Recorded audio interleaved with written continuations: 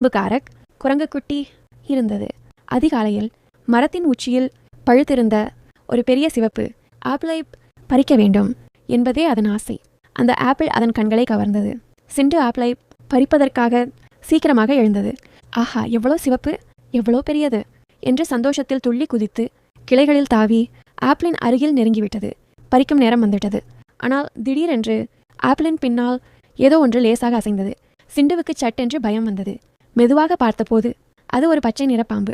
சிண்டு ஆச்சரியத்துடன் அதை பார்த்தது. அந்த பாம்பு பயமுறுத்தாமல் கலகலவென சிரித்தது. நான் தான் போஸ் என்று சொல்லி, நீ என்னை தொட்டால் ஆப்பிளை தரமாட்டேன் என்று ஒரு வேடிக்கையான சவாலை வைத்தது.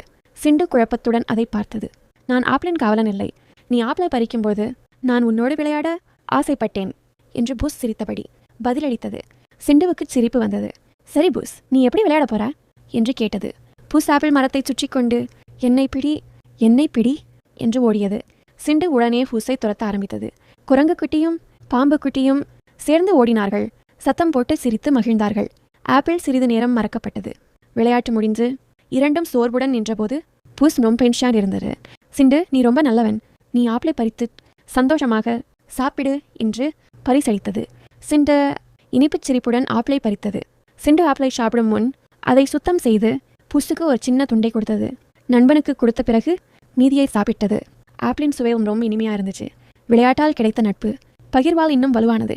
அன்றிலிருந்து சிண்டுவும் புஷ்ஷும் பிரியாமல் நல்ல நண்பர்களாக இருந்தார்கள். அவர்கள் தினமும் ஆப்பிள் மரத்தின் அடியில் விளையாடினார்கள். மாந்தோப்பில் அவர்களின் நட்பு எல்லோருக்கும் தெரிந்தது. வேற்றுமைகளை பற்றி அவர்கள் நினைக்கலை. நட்பின் மதிப்பை நிரூபித்தார்கள். குழந்தைகளே, நாம் சந்தோஷமா விளையாடினால் யாராக இருந்தாலும் நமக்கு நண்பராக ஆகலாம்.